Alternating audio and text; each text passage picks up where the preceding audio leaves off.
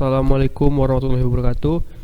Perkenalkan, nama saya Dea Agung Nugraha dengan NIM C1C0263. Di sini saya akan menjelaskan tentang pajak penghasilan orang pribadi. Kita masuk ke sub pembahasan. Pertama ada subjek pajak penghasilan orang pribadi. Terus ada objek pajak penghasilan orang pribadi, norma perhitungan yang berlaku, pembukuan, dan terakhir itu tarif pajak penghasilan orang pribadi. Kita masuk ke subjek PPh orang pribadi. Pertama yaitu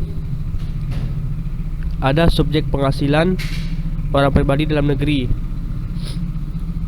Ini dibagi menjadi tiga. Ada pertama bertempat tinggal di Indonesia, kemudian berada di Indonesia lebih dari 183 hari dalam jangka waktu 12 bulan, dan yang terakhir itu dalam 1 tahun pajak berada di Indonesia dan mempunyai niat untuk bertempat tinggal di Indonesia. Kemudian ada subjek pajak penghasilan orang pribadi luar negeri. Kalau tadi dalam negeri, sekarang luar negeri.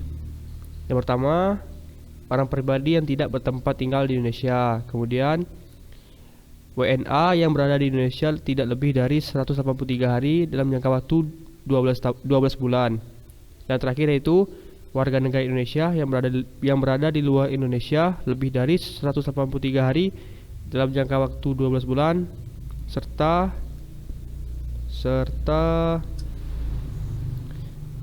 memenuhi persyaratan. Jadi itu subjek PPh orang pribadi. Kita masuk ke objek PPh orang pribadi. Di sini ada dari penghasilan dari pekerjaan.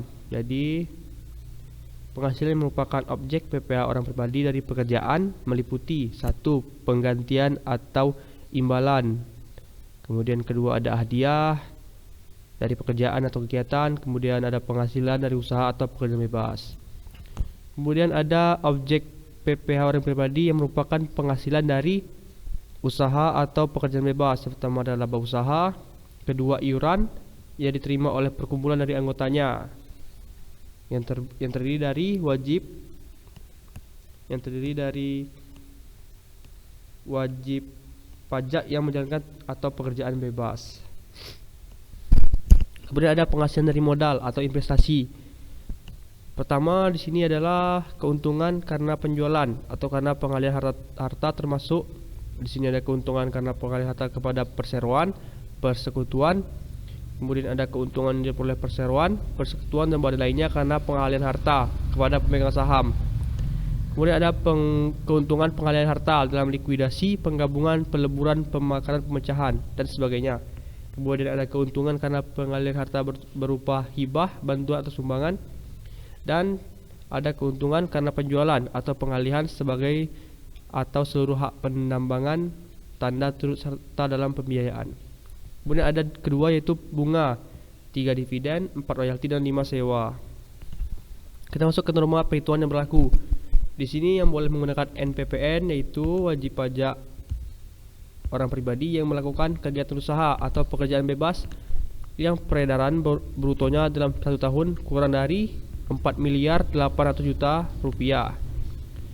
Boleh menghitung penghasilan neto dengan menggunakan norma penghitungan penghasilan neto, dengan syarat memberitahukan kepada Direktur Jenderal Pajak dalam jangka waktu 3 bulan pertama dari tahun pajak yang bersangkutan. Kemudian yang kedua yaitu wajib pajak orang pribadi tidak memberitahukan kepada Direktur Jenderal Pajak untuk menghitung penghasilan neto dengan menggunakan norma penghitungan penghasilan neto dianggap memilih menyelenggarakan pembukuan. Kewajibannya yaitu wajib pajak orang pribadi yang menghitung penghasilan netonya dengan menggunakan norma penghitungan penghasilan neto wajib menyelenggarakan pencatatan. Tahun pajak adalah jangka waktu 1 tahun kalender. Kemudian kita masuk ke lanjutannya yaitu kedua, yaitu dalam hal terhadap wajib pajak badan atau wajib pajak orang pribadi yang melakukan kegiatan usaha atau pekerjaan bebas dilakukan pemeriksaan sebagaimana diatur dalam UU KUHP. Ternyata wajib pajak orang pribadi atau badan tersebut tidak sepenuhnya menyelenggarakan pembukuan atau tidak bersedia memperlihatkan pembukuan atau pencatatan atau bukti-bukti pendukungnya. Penghasilan netonya dihitung dengan menggunakan norma penghitungan penghasilan neto. Dan terakhir yaitu pemberitahuan penggunaan NPPN dianggap disetujui. Pemberitahuan penggunaan norma penghitungan penghasilan neto yang disampaikan dalam jangka waktu 3 bulan sejak awal tahun pajak yang bersangkutan dianggap disetujui, kecuali berdasarkan hasil pemeriksaan ternyata wajib pajak tidak memenuhi persyaratan untuk menggunakan norma penghitungan penghasilan neto. Kita masuk ke pembukuan. Di sini ada ketentuan pembukuan. Pertama ada prinsip taat asas, yaitu ada stelsel pengakuan penghasilan, tahun buku, metode penilaian persediaan, metode penyusunan dan amortisasi. Perubahan terhadap metode pembukuan, persetujuan dan Direktur Jenderal Pajak. Pembukuan sekurang-kurangnya terdiri atas catatan. Pertama ada harta, kewajiban, modal, penghasilan, biaya, dan harga perolehan dan penyerahan barang atau jasa termasuk penjualan, serta menggunakan stelsel kas.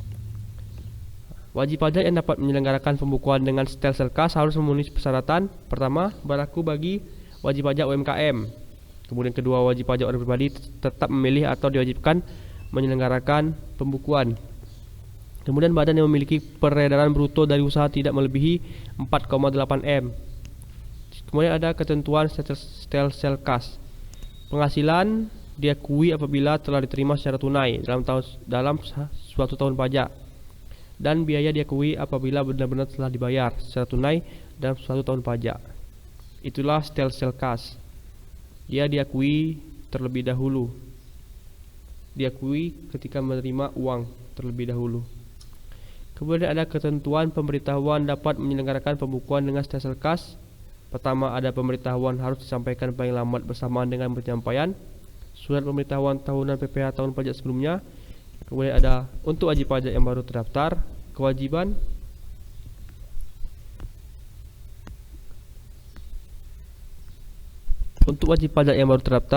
kewajiban pemberitahuan dilakukan paling lambat pada 3 bulan sejak terdaftar atau akhir tahun pajak tergantung peristiwa yang terjadi terlebih dahulu. Kita masuk ke PPT terakhir, yaitu tarif pajak orang pribadi. Berdasarkan pasal 17 ayat 1 Undang-Undang Nomor 36 Tahun 2008 tentang pajak penghasilan, di sini dijelaskan tarif pemotongan pajak penghasilan pribadi adalah sebagai berikut. Di sini ada lapisan penghasilan kena pajak dan tarif pajak.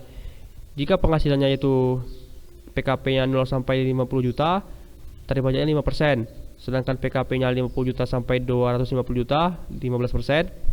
PKP-nya 250 juta sampai 500 juta, 25%. Dan terakhir PKP yang lebih dari 500 juta dikenakan tarif pajak 30%.